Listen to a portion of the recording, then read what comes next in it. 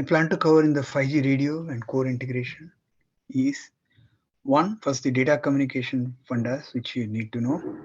Second, what's the 5G? And so this will cover the entire 5G, not only the new radio, 5G new radio, but also the core and the systems, 5G systems. But the focus here is on the radio mainly because we Magma covered the part of the core. However, the standards was not covered. It was more of a open source there. So that's what I'll cover. And the 5G system is obviously we have to see what are the 5G use cases for the system, for the applications and all those. Third, we'll cover the spectrum and licenses and with respect to India a little bit more.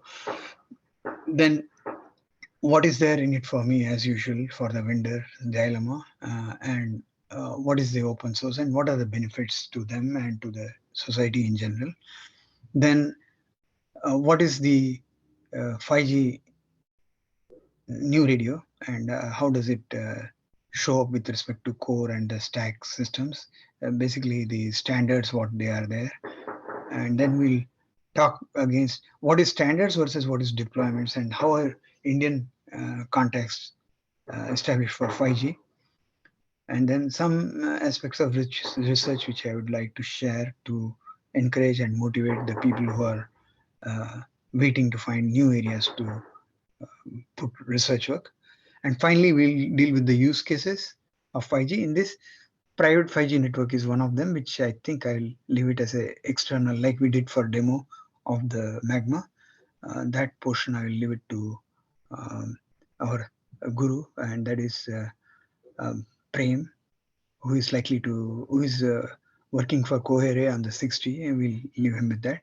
And question and answers we'll take, or we'll do it in the forum. So let's move on to the internal. First is data communication fundamentals. Data communication is key, and what you can see on the right side, the two picture that's very important. The left side stack is the OSI 7-layer stack. It starts with the physical layer, the data link layer, the network layer, the transport layer, the session layer, the presentation layer, and the application layer. So this stack is a OSI stack. It has been there for pretty much now, starting at least 30, 40 years to what I know from my experience. And also on the TCP/IP stack, the Berkeley TCP/IP is where the uh, most of the people ported from, and that stack deals with the physical layer or anything under the network interface and below, and then it talks about the network and then the network is nothing but the IP layer and transport the UDP and the TCP layers, which is uh, what you call connectionless and connection oriented, reliable and unreliable, and then comes the application layer. So from the OSI layer point of view, physical layer, data link layer, network layer, these are all covered as instead of 3 by 2 of the stacks in the TCP/IP, and transport layer is in the same layer as transport, and the session presentation and application is folded as part of the application. Now, what I mean by this is you can look at stack in different ways, but we have to start somewhere. And here, in the wired case, we will talk at the physical as well as wireless. We will talk at the physical. So, what is the difference? So, one has a media which is like a copper, coaxial, or fiber. The other has a air as the media. So, you can use air with a wireless media, wireless radio, or you can do with a wired with copper coaxial fiber. Each one has its own plus minus. Initially, everybody started with the ISDN, and there is the copper, so dial-up access ISDN, and then moved on to coaxial, which is the cable TV and all this, and everybody can use IP now.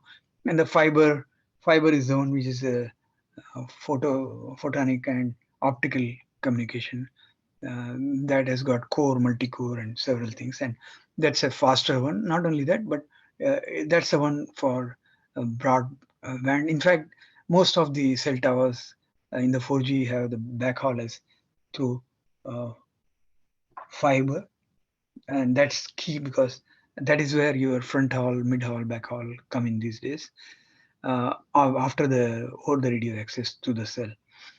So Wi-Fi, wireless communication, data communication covers both the fixed network as well as the mobile network and both communication.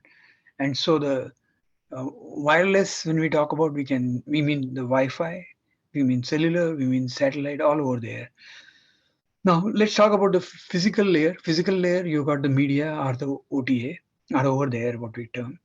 So the line interface, line can be a device to media and vice versa. So it could be downlink, uplink. So if you are dialing, you go and you connect and you start downloading, that is downlink. Uplink is when you connect and you provide your ID, etc., in a access from your home or something, or even from your work.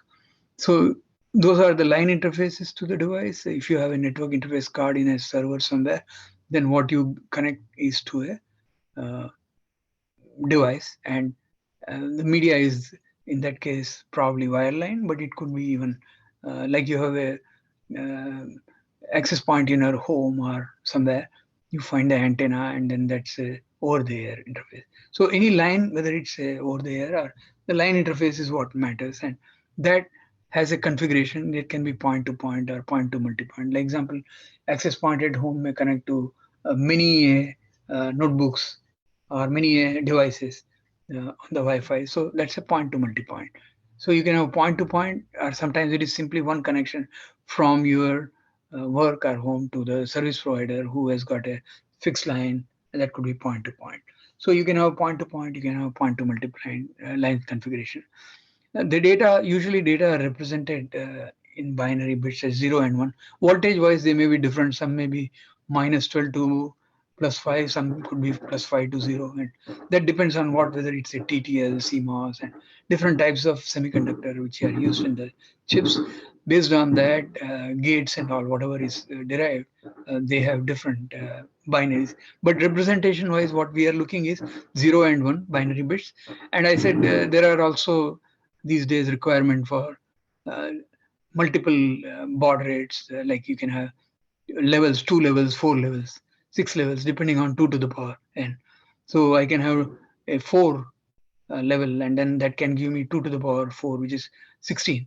So we can have 16. So we can have a qubit with 16, or we can have a baud with 16 with 4 level.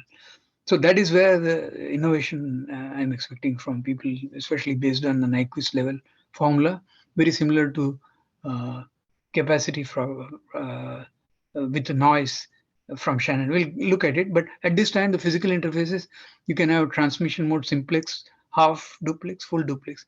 That is one way, two way, with time division, with what do you call? Because you do sequential. Generally, it's not like your parallel bus. Most of them, even PCIs these days, for IO, you use a serial interface. Most of them are serial interfaces. So you have to serialize, deserialize. So all transmission are done as sequence of bits and bytes. So data rate, transmit, receive bits per second is what is important. Topology for a network can be bus, ring, star, mesh, many types of topologies you can use. Ring especially is very popular in the fiber optics, because you have to have optical rings all over so that you can cover a greater area with a lesser expense. Plus, you can have redundancy to support ring clockwise, anti-clockwise. So if one fails, you can run the what you call traffic through another. So those kinds of things are there. Then you got the analog versus digital. Analog is becoming again important because of the what you call quantum computing, because you need to deal with analog at certain point of time. Earlier days, 40 years back, it was all analog, and digital was rare. Now it is coming around. All things go around and come around. Hopefully, analog will become equally. Mixed signal is becoming more important.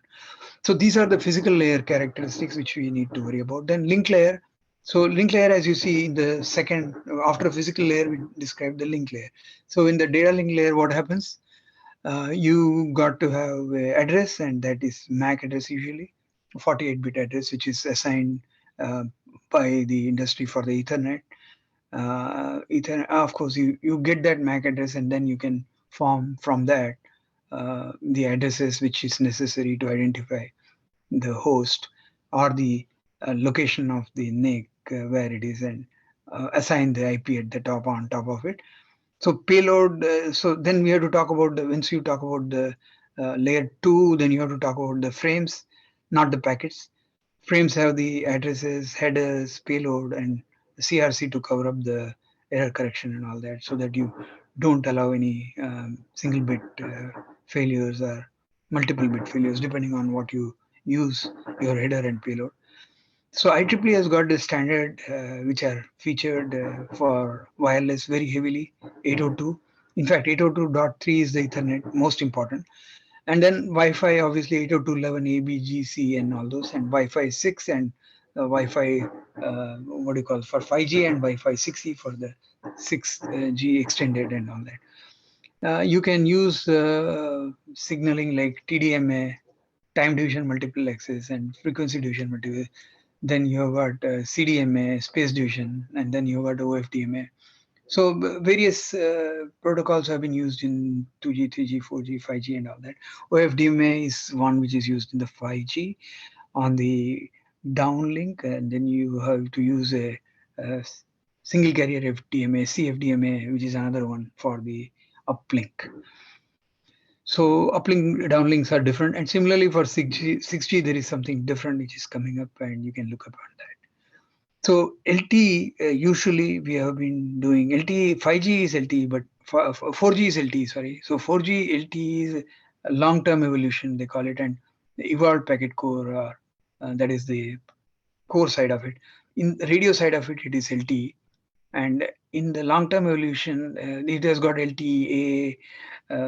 So it evolved from actually 3G from the HSPDA, and there are many packet protocols. The LTE advanced, those are the ones which enable us up to 20 megahertz. So the target here was 1 gigabits per second, and usually it starts with 1 meg, 10 meg, 2 meg, and 15 meg, and 20 meg, and so megabits per second. The spectrum, of course, spectrum efficiency decides it, and that depends on the turbo coding and various codings that are adopted to ensure that wireless reliability is high.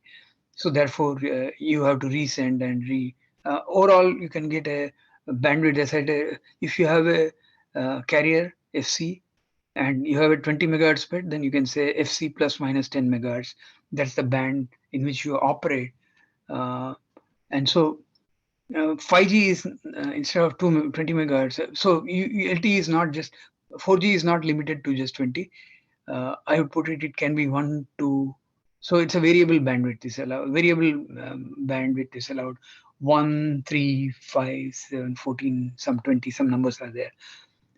Similarly, the bandwidth in the 5G is 100 megahertz. So you can have contiguous or non-contiguous. If you are non-contiguous, then you can do a carrier aggregation. That means you can have one in a certain band in gigahertz.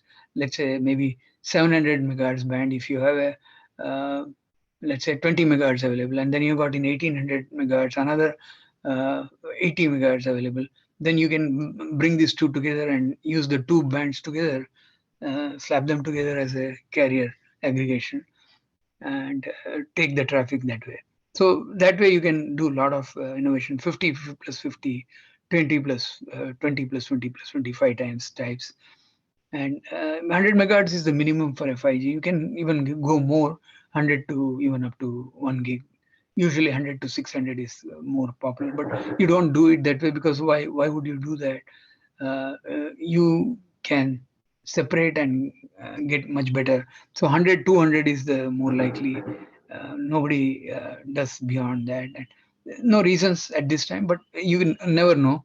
There will always be use cases which will need them. But nevertheless, this is the current state of affairs for. And the 6G, which is 6G is in the 6 gigahertz. They are 80 to 160 megahertz bands. They are not 100 actually, but 80 and 160 you can even still do for a home network. 80 gigahertz, why not? It doesn't matter even if it is not 100, but it can give you, based on the sparse coding used or whatever the coding they use, they can definitely produce a high bandwidth available for the home users or even for the private CBRS type applications. We can uh, use that. So cellular, you can see the Wikipedia has got that cellular network detail. You can go over it. So now we begin the journey to the radio core. So we will not go back into 1G, 2G, 3G. We'll start with 4G. 4G is available, and you can. How did 4G grow? The 4G grew because of video traffic. Demand for video traffic was so large that people really latched on to LTE, and then LTE grew like mad over last 5 to 10 years.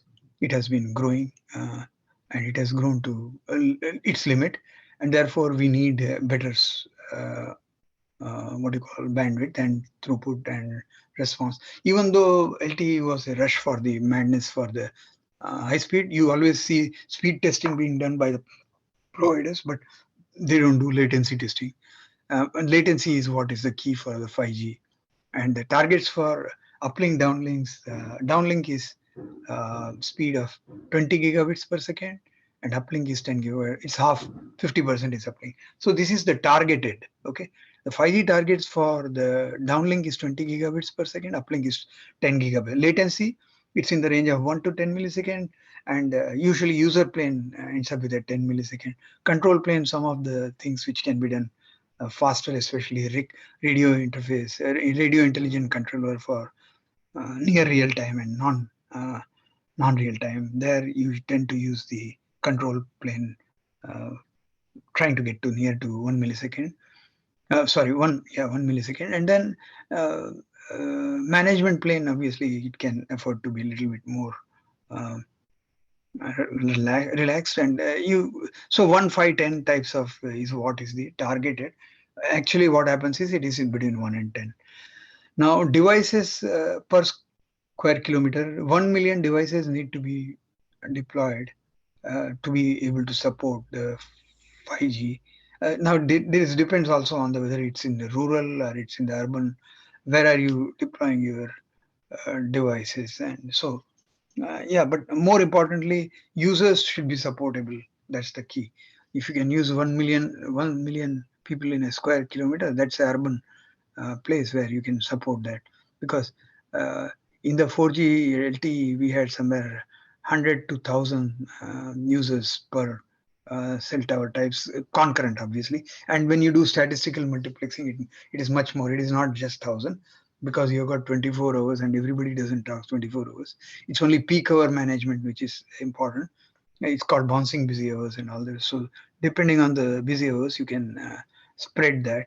So that's the talk about in the device per square kilometer. 1 million subscriber or devices per square kilometer.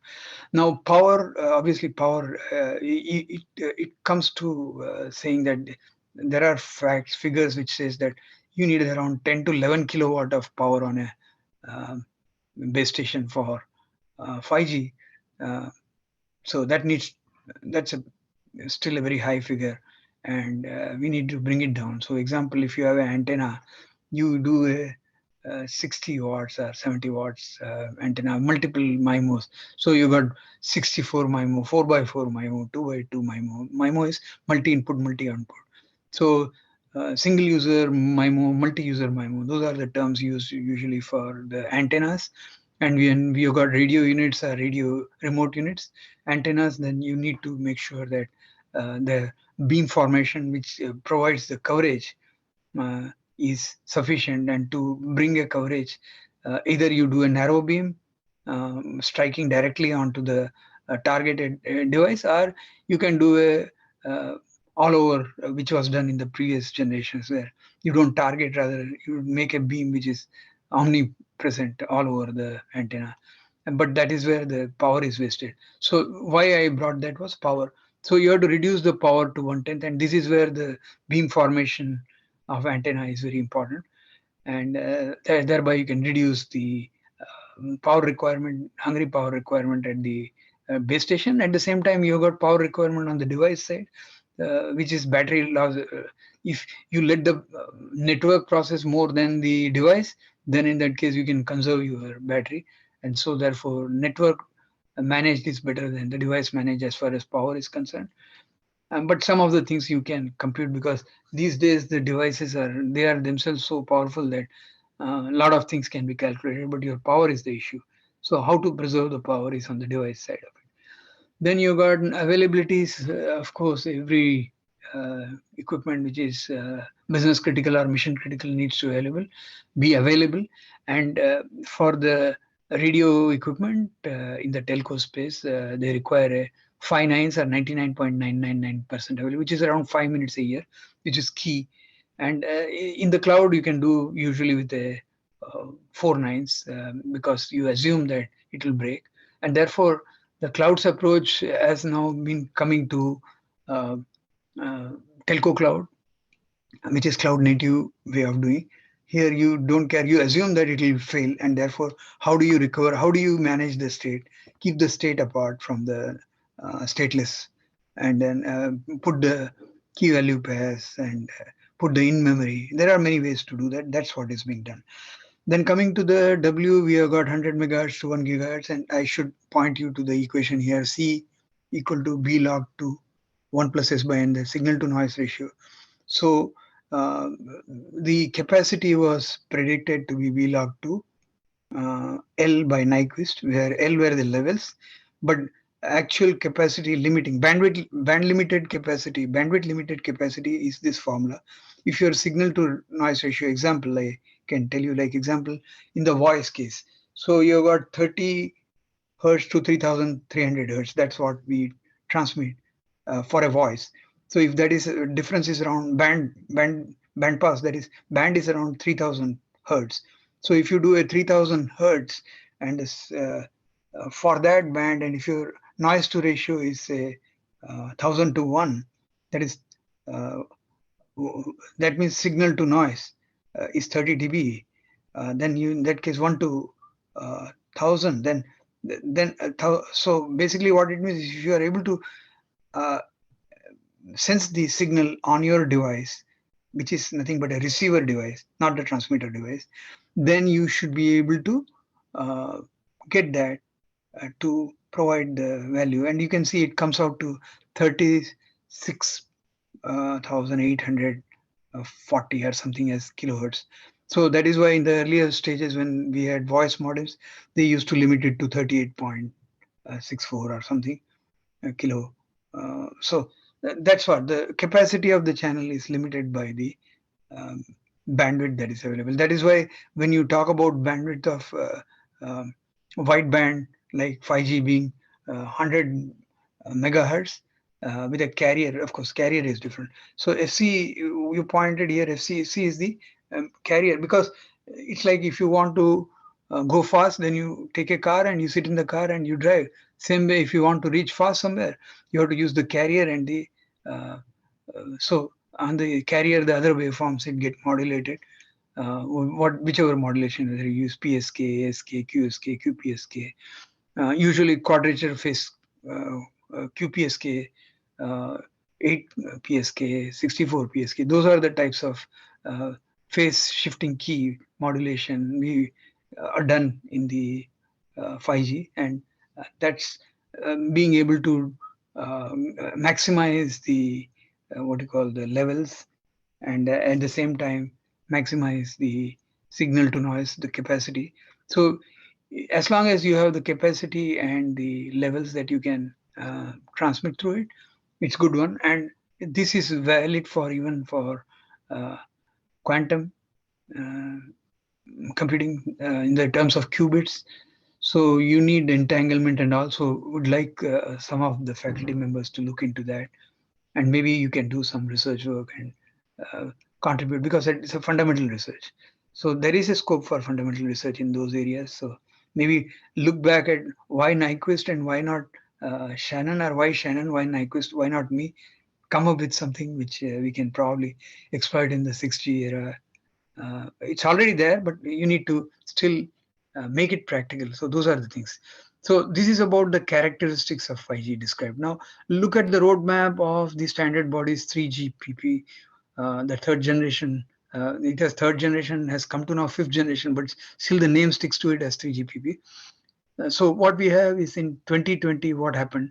The release, usually it takes 5 to 10 years to get really all described. So every 10 years there has been a new change. So 4G started in 10, ended almost in 20 now. 5G is starting in 20 and it will end in 30. Then we'll have to do 6G.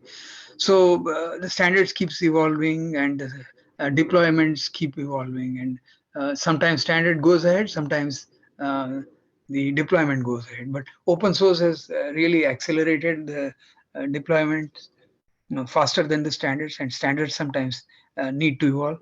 And standards are good for the hardware side of it. Software side of it, anyway, you can adopt. So that is a little bit still okay. Software can go ahead, no problem. So you can see here the release 16. So these all releases started in 1998 or 99, I believe, and still there are 16 releases, but multiple releases cover one generation.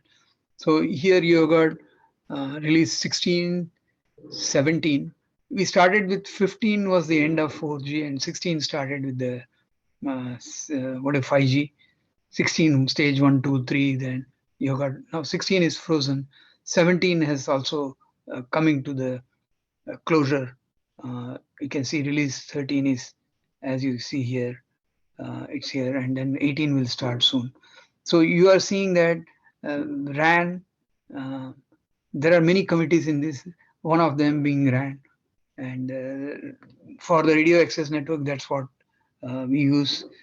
All the standards they define, and there are plenty of documents to go through. And in this case, whatever they define, there are multiple standards, like ITU comes up with something, and then HC follows with something, and then IEEE follows with, each one has their own forte area of expertise. And so there's ORAN is another one. So you got Open RAN, that is.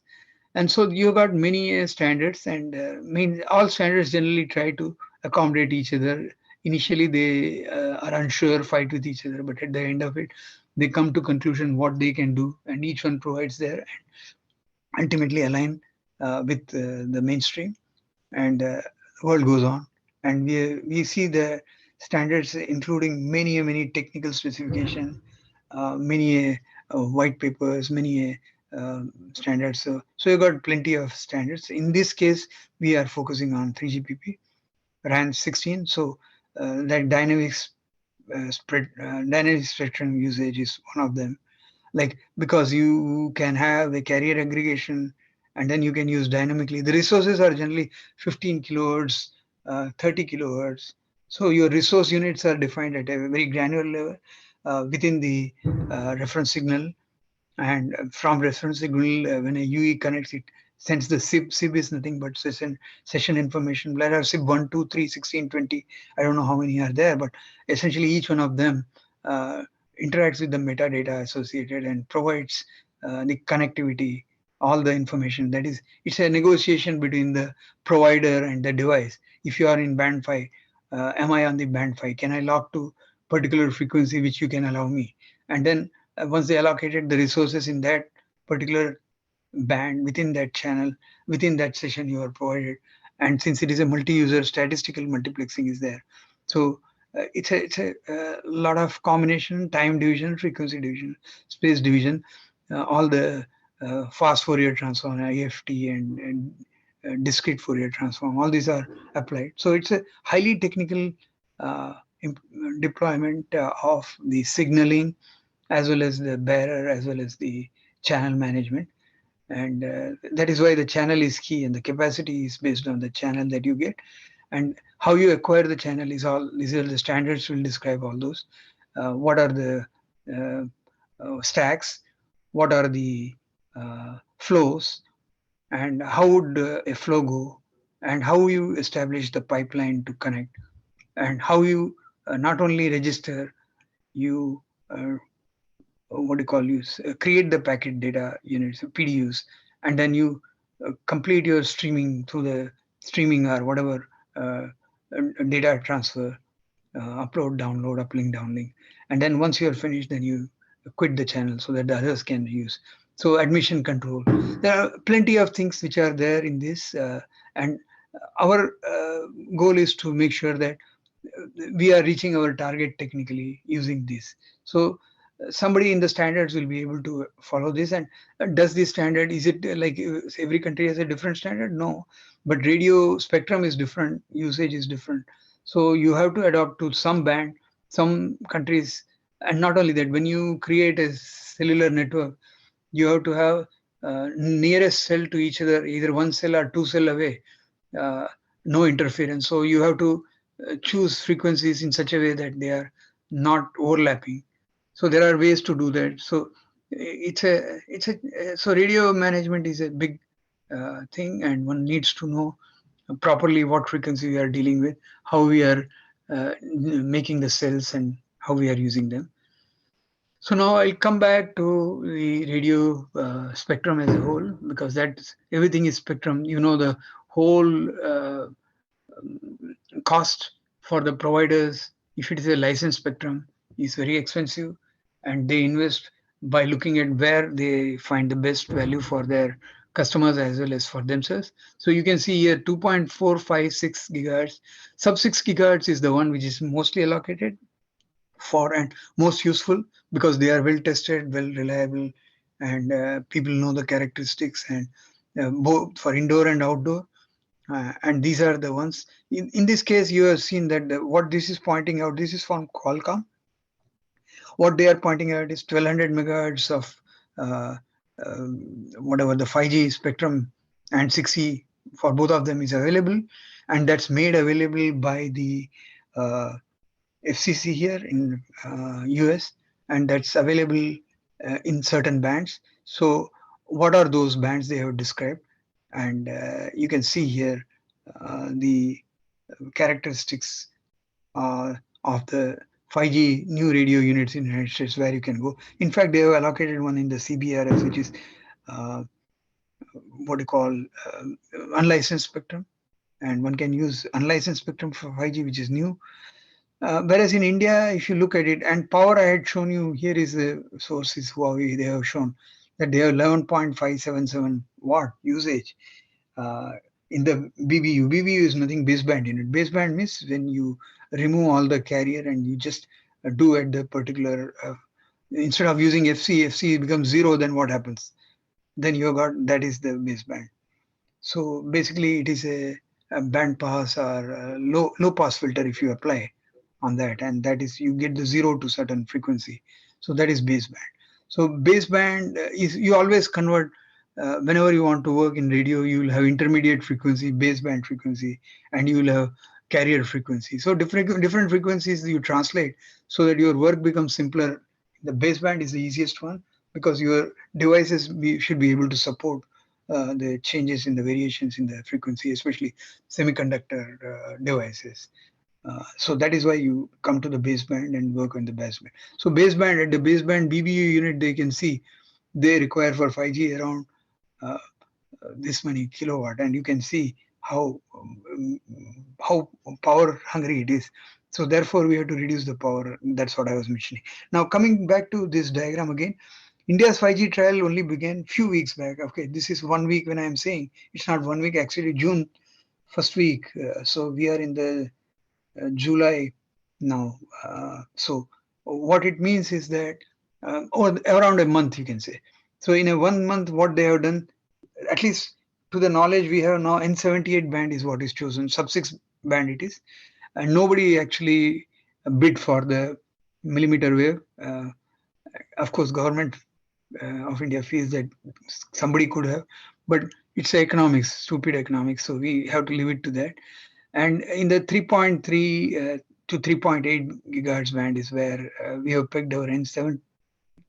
N78 is also used by some of the European countries, and the incumbents like Nokia, others have devices in that. So is Japan using it. So you got quite a bit of usage worldwide, and it's possible to get devices easily. It's a question of band, which band it is, and our band, say in India, are different from the bands in other places. So we will have to make sure that we adopt to those, and this is where the trials are being done. So the trials, the two parties that have come to trial are obviously the two biggies. One is the Reliance Jio, other is the Bharti Airtel. So Reliance Jio has focused on its trial in the what you call its own um, players using uh, the ecosystem they have built. And for them, the software is Redisys. Redisys is they bought for 160 million a couple of years back. They've been integrating them with their software into the BBUs and VBBUs and the Cloud RAN or what we call ORAN areas using Qualcomm and Samsung. So that's one party to the trial. The other party obviously is the Bharti Airtel, which has been working with uh, what you call now they have engaged Tata's. So Tata is part of the software stack, whereas Bharti Airtel has its own implementation.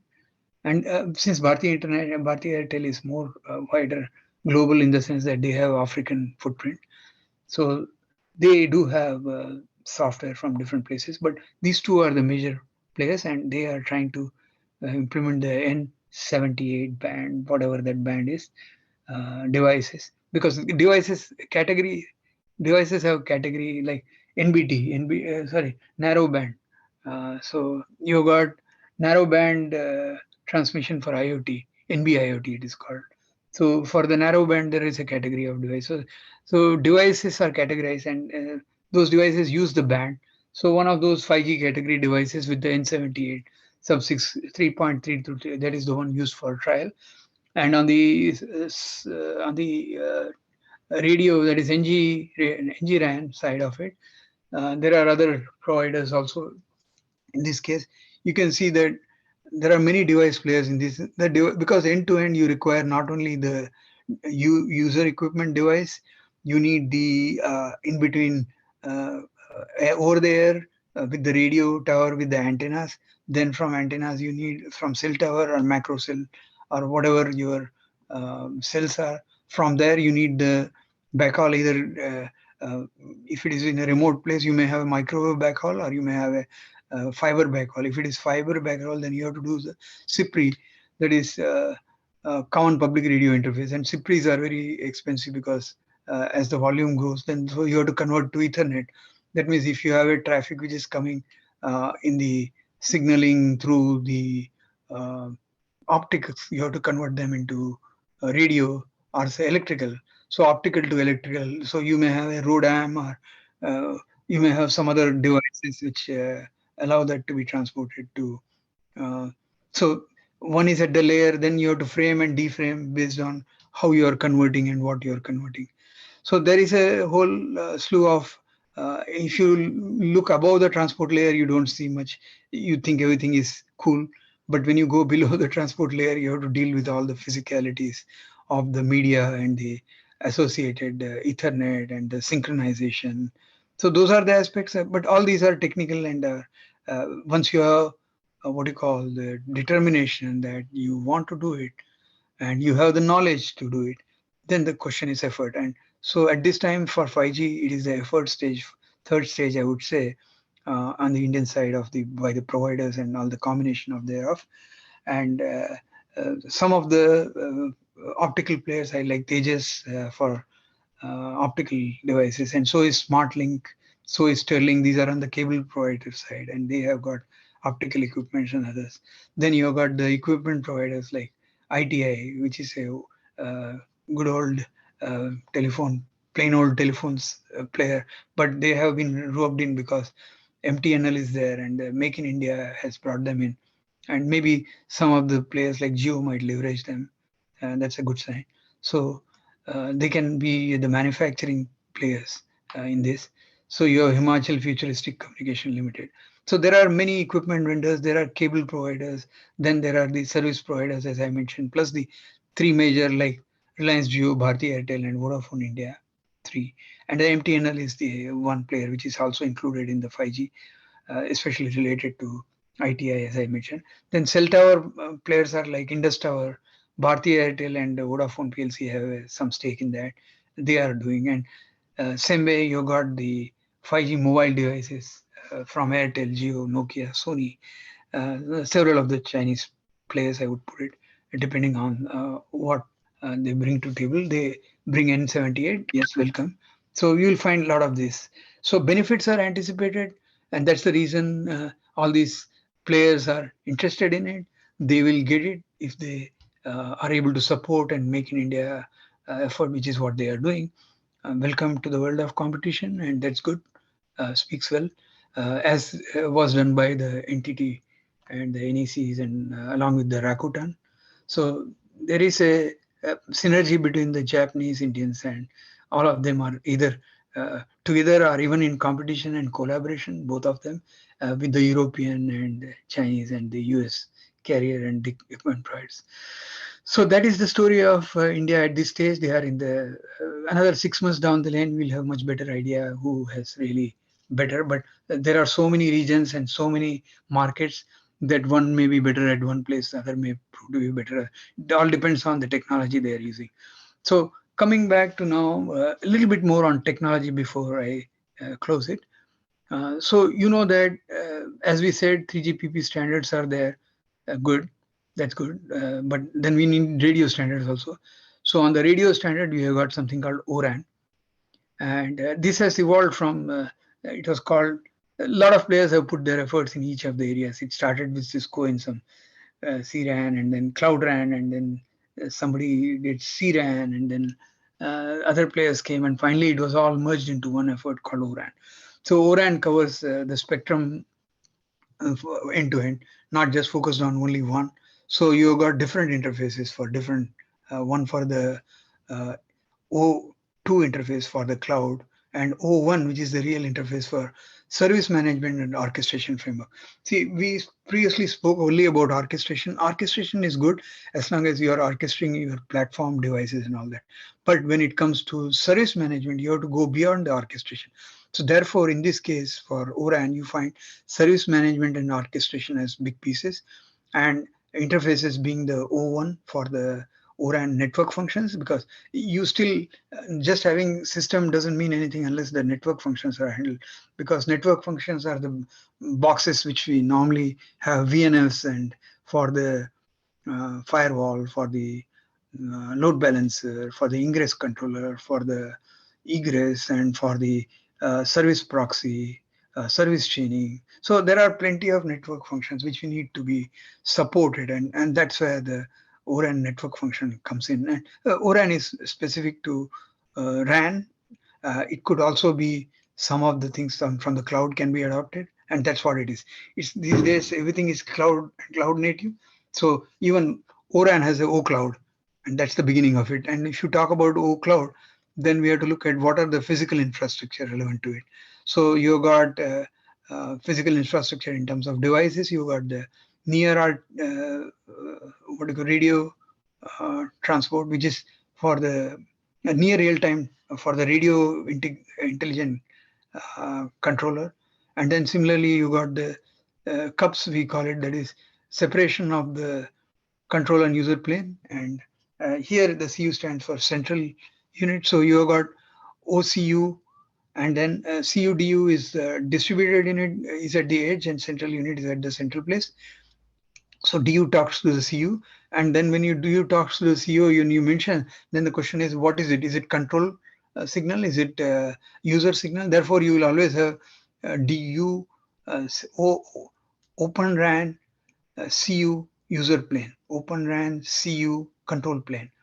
And so all these signalings and supports and associated software components, such as operating system, virtual machine monitor, the container runtime, and over and above it, the actual functions like BBUs and virtual BBUs or container-based BBUs, microservice-based BBUs for the transforms, usually frequency, time division transforms, and the stacks associated. All those are required. So how do you put together all of these is the issue. So the most important piece you have to note here is next generation core needs to tie to the new generation radio. So new radio RAN connects to the next generation through the interface here you can see. So there are interfaces you can see. These are three, red one here, 3GPP defined interface, it is NG interface. And same way ORAN is defined by the ORAN body. So these are standard bodies. And interfaces out of scope of ORAN. So some of the interfaces are out of scope, they are not defining it, but those are which neither 3GPP nor have defined, like some of them at this time, but eventually they are following one or the other and they come up. So what I am trying to express here is the overall there is an intention to have all interfaces defined as we go, because you need the minimum viable first, and then once you do the MVP, then you go on to add as you need basis and then define new interfaces. So you can see the split here clearly, NG-RAN, next generation RAN versus the 5G core. So when we spoke in the morning, it was about the Magnum 5G core, which is the EPC, the Evolved Packet Core, and EPC for the 5G, which is AMF, UPF, and SMF to manage the session. And these are the, you can see, this is where we said overall 5G NR, when we talk about new radio, new radio is the GNB, but then old radio needs some modification to support the new radio. Therefore, it is not just ENB, it is a next generation ENB. So you have got the XN interface between them, and so on and so forth. There are N1, N2, N3, N4, N5. Various interfaces are named here. The naming is not there, but they are named already. And then what characteristics are already defined by the HC. So it's a matter of deploying, and standards evolve. And here is one more piece which gives you more details, that is at the higher level. Sorry. And this is at the detail layer. But all in all, you can see here the black lines are the 3GPP interfaces to connect the non-real time to the near real time, which is in the real time NIC, which is a RIC, which is the radio intelligent controller, and connecting the ENB, which is the open ENB, or the ORAN defined ENB, which is nothing but same as our ENB, and that's connecting through the E2 interface. And the E2 interface F1, E1 you can see here. So these are similarly, diagrams are similar but in a different way. This is easy to understand. That is a little bit difficult because it has got so many detail. But at the bottom of it, you have got the RU, radio unit, distributed unit. So DU talks to RU, and the DU talks to the CU, central unit. So central unit, distributed unit, sorry, and the cloud. And then once you have that units, then you go into the stacks, and here you got the RLC, radio link controller, MAC, PHY layer. So this is the lower layer. PHY low is here, PHY high is there. So the split between the PHY low and the PHY high is the key piece, because that is where the remote radio unit is there. How do you connect a radio unit to the remote radio unit? Whether you do MIMO, how many MIMO? So these are the F2C control plane and F2 user plane. That is key for the radio side of it. Once you bring in from radio, you get into the DU, which is here, you can see. Then you talk about the distributed unit. How many distributed units should be connected to one central unit? Whether you have one or you have many, and how many you should aggregate. Those are the issues which are challenges in the field. And then how do you scale it? So not only you distribute, you also split, and then you scale at the central unit. Everything comes together, and then it talks to the G node B. So what here it means is that here you go to the control AMF and UPF, which is nothing but how do you connect using the access management function. Once you connect, how do you manage the session so that the user plane function can connect to these, the CUs and the DUs of this world, and do the pipelining of the packet, or forwarding of the packet. And that's what is the key. So you got all the names. I'll leave you with the names to be, but remember CU, DU, RU. That is the order from the core towards the edge. So once you have the CU, DU, RUs defined, then you can get into the lower level split and go into the front hall and deal with the front hall aspects of the RIC and the and that is the real time and the non-real time, or near real time, what you call. Those are the ones you deal with. And this is the overall picture. You got the next generation RAN on the left side, and you got the 5G core on the right side.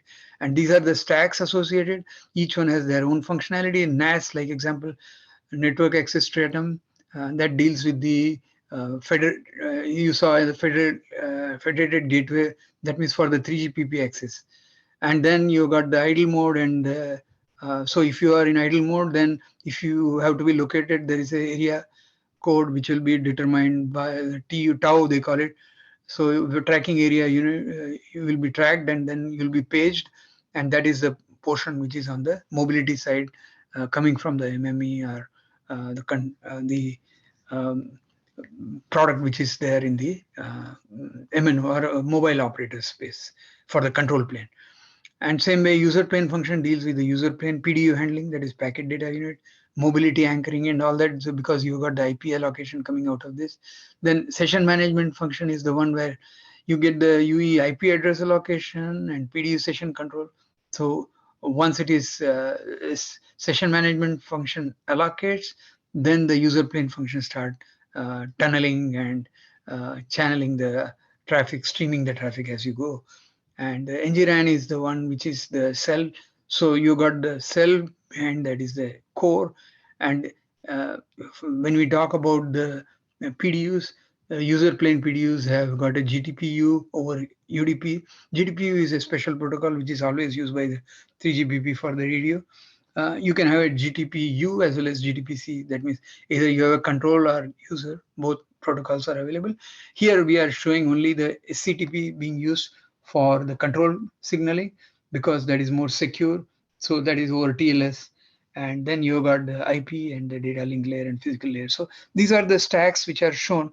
So when you go from transmit to receive, or receive to transmit, uplink to or the downlink, the way it goes is it goes top to bottom or bottom to top, either way how you enter. If you enter physical, then you come out at the SCTP level. If you enter at SCTP, then you come out to the physical layer. So transmit receive or actually for control plane signaling as well as for the data plane.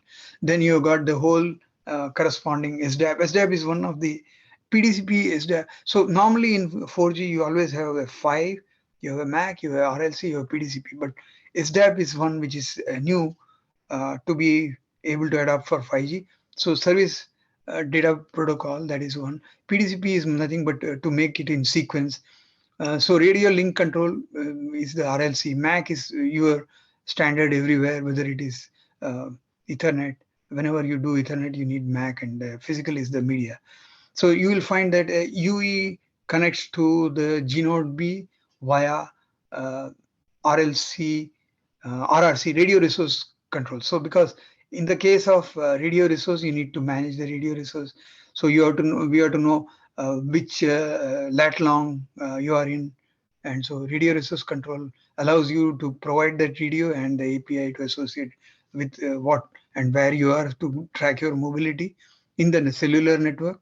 And then you have got the NAS signaling, which is to provide the signaling to the access control and all that.